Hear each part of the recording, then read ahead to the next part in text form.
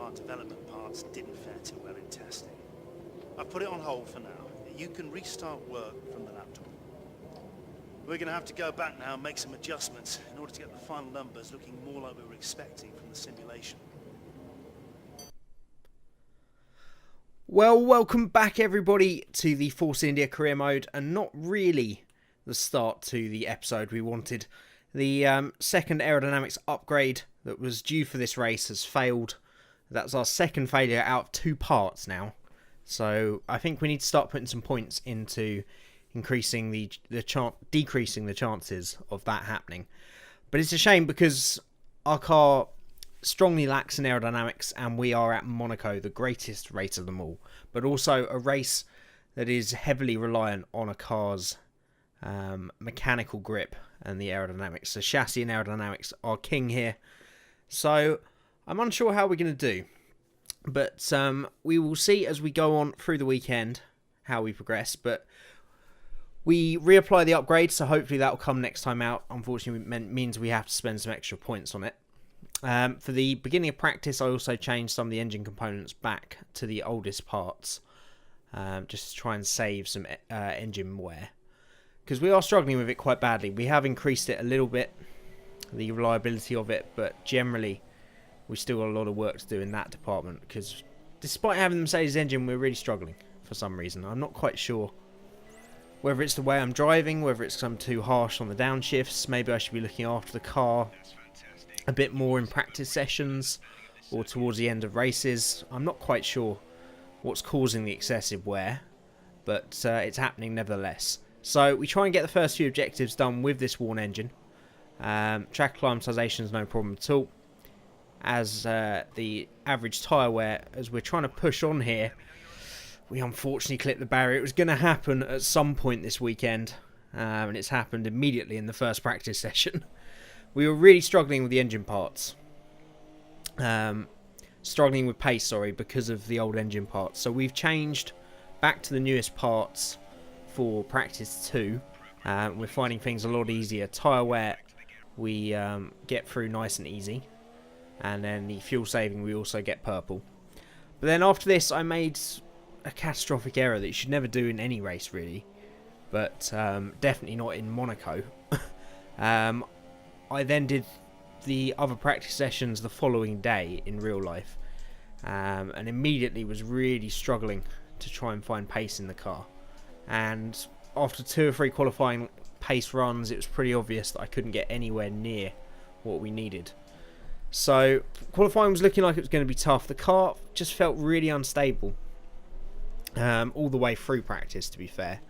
And as we then lose it again trying to get the strategy runs done, lose a little bit of the front wing, so we decided to give up on practice, and we go on to qualifying now, and we will see. Obviously the strength of our car is the engine, so we're hoping that we can get dialed into the circuit as soon as possible. But as we're going to see now, we really struggled in Q1. And unfortunately, I'm now going to be showing you our fastest lap of the whole of the qualifying. So sit back, relax, and see a very average lap of Monaco. You drop to P4.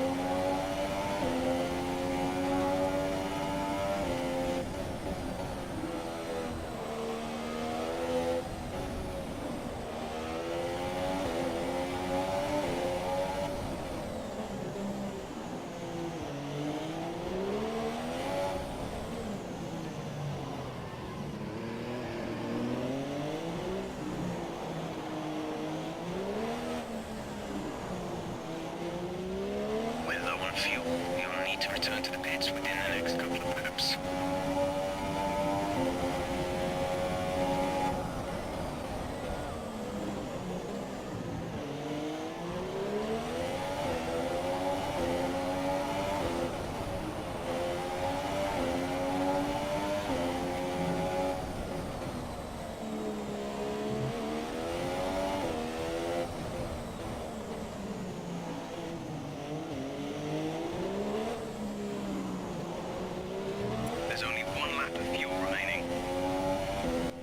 And as we cross the line, we do get into the 15s, which we've been struggling to do all weekend. But as we're going to see now as the session goes on, we still can't find any more time than that.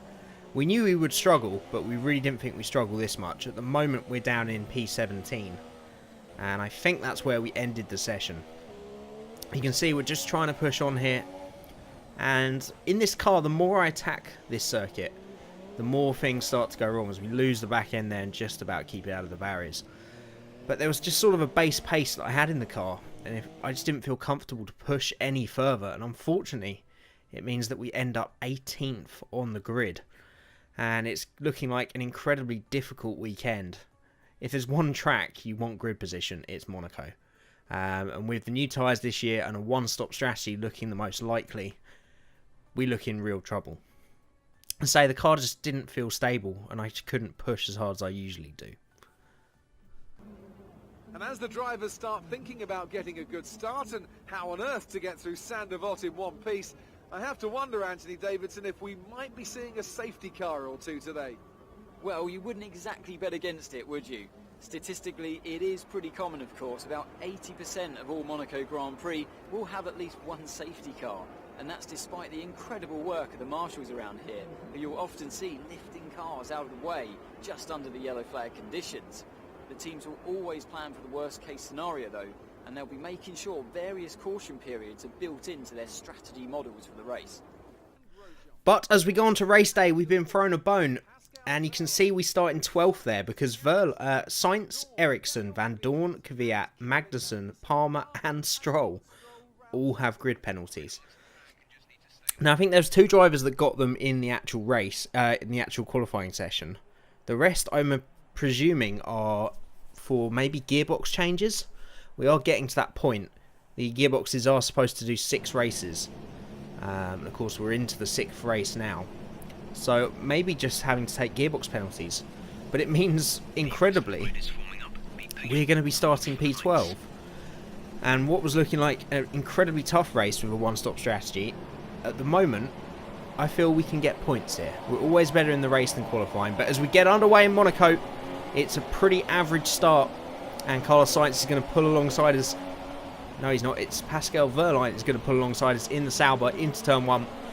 We've tried to fight him around the outside because we know we do not want to be stuck behind a Sauber for the race, and then we're onto the back of Fernando Alonso. We make that move as we go up the hill, and a pretty quiet start from Monaco as we almost lose the back end over the infamous hill, or a little bump. It's not really a hill, is it? And as we go down into the chicane, we take a little look down the inside of Fernando Alonso. We don't want to damage the car at this point, and we have to back out of it. Alonso holding it very nicely round the outside as we come through the right-hander to the tunnel for the first time. And we can see, even at Monaco, how badly this Honda McLaren struggles in a straight line. We try to take a look down into the chicane, think better of it, but we're going to get a super run now down to the swimming pool section, and we take a look down the inside of Alonso. Very cautious on the brakes, but Alonso thankfully backed out of it a little bit, and we got that move done. You can see even on the shortest straights this year, the Mercedes engine against the Honda engine, you can get the job done, and it gives you the opportunity to make the move. And that's really the cars out of the way that we needed. So with Alonso and the Sauber of Wehrlein holding up the rest of the pack, hopefully we should be able to get a bit of distance on them. Up in P11, there's always a good chance of something happening around Monaco. And as we move on to lap 4 now, we actually find out we've got a bit more pace than we thought. It's not just a case of running away from Alonso and Wehrlein behind, who are holding up much quicker cars. We're actually starting to catch Grosjean ahead a little bit. And just ahead of Grosjean is our teammate Perez, who we really did not think we would be fighting at all in this race. But as it turns out, we might have a chance. On to lap 7 now, and we've taken the gap down to 2 seconds. And they're in visual sight now. Yes, visual sight. There's not many other types of sight. They're in sight anyway, as we come through the twisty sections before the tunnel. And the car's feeling okay. We can see from the wear there, which just has disappeared, that we're struggling with the turbocharger and a couple of other parts nearing 70%. As we move on to lap 10 now, we've really started to lose time to those guys ahead. Started to struggle a little bit on the tyres, and that early confidence is starting to ebb away. And when you're not feeling 100% in the car around this track, you really know about it. You really start to overthink every corner. You really need to flow round. But we're going to see Sainz now go down the inside of Fernando Alonso, and that looked all too easy from the Spaniard. And as we go into turn 1 on board with Fernando Alonso, you can see he's locked up, and that's what's allowed Sainz through. So at this point we've got about a 6-7 second lead on Carlos Sainz, but that starts coming down rapidly. So we're a little bit under threat. We want to stay in that prime position, that P11, the position that if someone drops out ahead, we're in the points. So we're pretty confident we can stay ahead of Carlos Sainz, but we want to still try and keep a little gap to him. And we're actually going to come in a little bit early on lap 14, 2 laps before we were due to be called in. We're going to put on these super soft tyres to make our one and only stop of the race, in the hope that we can undercut Sainz a little bit. So we come back out on the track in P16 in relatively clear air, and hopefully that we can get the hammer down to ensure that we come back out ahead of Carlos Sainz.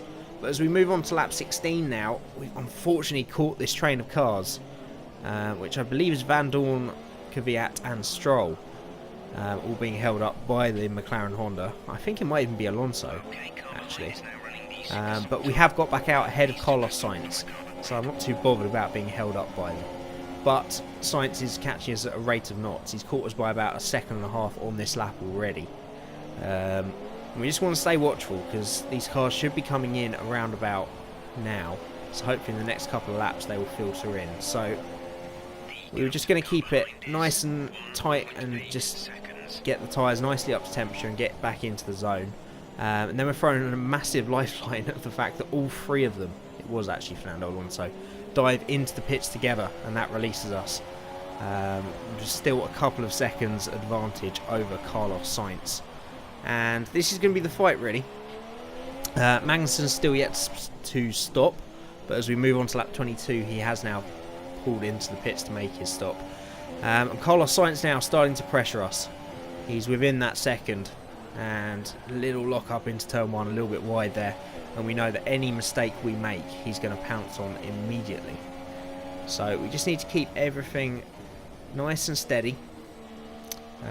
In the back of my mind I am worrying about this turbocharger and a couple of the other parts that are now over 70% worn. We haven't really pushed them too far to the limit yet, so I don't know when they can start going wrong. I would presume over 70% there is a big risk of something happening. But as we move on to lap 25, as we make another big lock-up, the virtual safety car is out, which gives us a little respite. By the way, you want to be incredibly careful with the VSC this year, because it will do it if you're half a tenth under. It will penalise you. But as we take a look at what caused the incident now, you can see Alonso clipping the barrier into the chicane out of the tunnel and spinning around, and this causes absolute chaos. Both Mercedes, both Red Bulls are caught up in this. Sauber, Palmer joins the club now, bits of front wing everywhere. Van Dorn, I think that's Ericsson now, and you could just see Hulkenberg go into the rear of the train there. As we just wind it back and take a little look at the 2 Red Bulls now charging in. And they just crash. I mean, it's a little problem with the AI. The fact that these drivers purposefully crash. And here comes Hulkenberg now to actually lose his front left wheel and knock himself out of the race. And I can't believe it wasn't a proper safety car there. Unbelievable, really. There's 6, 7, 8 cars stacked up, bits of bodywork everywhere. There's Hulkenberg in his Renault without a front left wheel out of the race. That's all going to be cleared up, is it, under the virtual safety car? Don't know about that. But as we go on to lap 26 now, we run a little wide going up the hill, and Carlos Sainz makes a very opportune move around the outside and actually makes contact with the left hand side of our car. And when we go back to the external cameras, you'll actually see that Sainz loses a little bit of front wing. And this is actually a blessing. Luckily, it did no damage to our cars, and both of us continue on. But you can see that little bit of front end plate there. coming off Sainz's car. And that's going to mean that we pretty much walks away from him now. He's lost a lot of pace from that little bit of front wing. We've pulled a couple of seconds on him already by lap 31.